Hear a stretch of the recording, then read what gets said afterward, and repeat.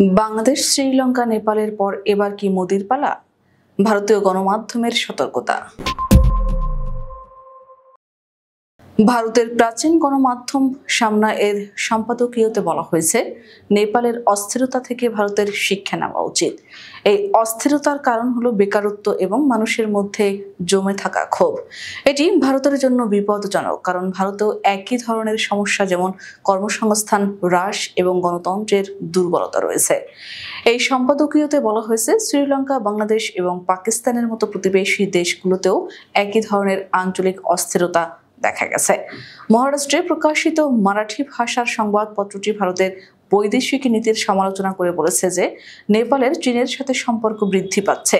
নেপালের ভূখণ্ডের দাবি এবং সাম্প্রতিক প্রতিবাদগুলো ভারতের উদ্বেগের কারণ। বুধবার সামনা পত্রিকায় প্রকাশিত ওই সম্পাদকীয়তে আরও বলা হয়, নেপালের আগুন মূলত বেকারত্ব এবং ক্ষোভের স্ফুলিঙ্গ থেকে তৈরি হয়েছে এবং ভারত এর থেকে একটি শিক্ষা নিতে পারে। এতে সতর্ক করা হয়েছে যে, বেকারত্ব, গণতন্ত্রের ধ্বংস এবং ক্রমবর্ধমান জাতি ও ধর্মের রাজনীতি দেশটির জন্য খুবই বিপজ্জনক। সামনার সম্পাদকীয়তে বলা হয়, ভারতে কর্মসংস্থান ধ্বংস হয়েছে।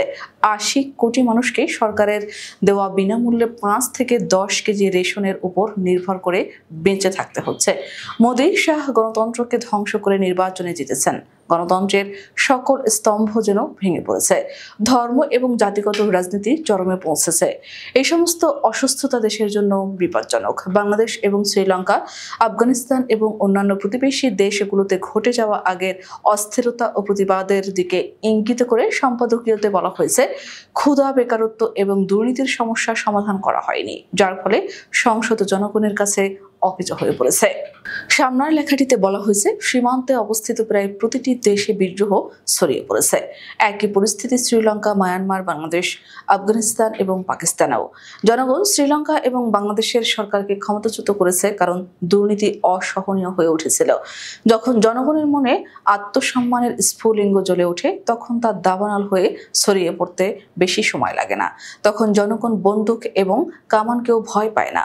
নেপালের সাথে সম্পর্ক বজায় রাখতে না পারার জন্য দেশটির কেন্দ্রীয় সরকারের সমালোচনা করে সম্পাদকীয়তে বলা হয়, আজ নেপালের প্রধানমন্ত্রী প্রথমে চীনে এবং তারপর পাকিস্তানে যান। এটি ভারতের পররাষ্ট্রনীতির ব্যর্থতা। বর্তমানে শত শত চীনা শিক্ষক নেপালে রয়েছেন এবং নেপালের জনগণ তাদের কাছ থেকে চীনা ভাষা শিখছে। আগে নেপালের রং ছিল গেরুয়া, এখন এটি সম্পূর্ণরূপে উজ্জ্বল লাল হয়ে গেছে এবং ভারত সরকার এই পরিবর্তন থামাতে পারেনি।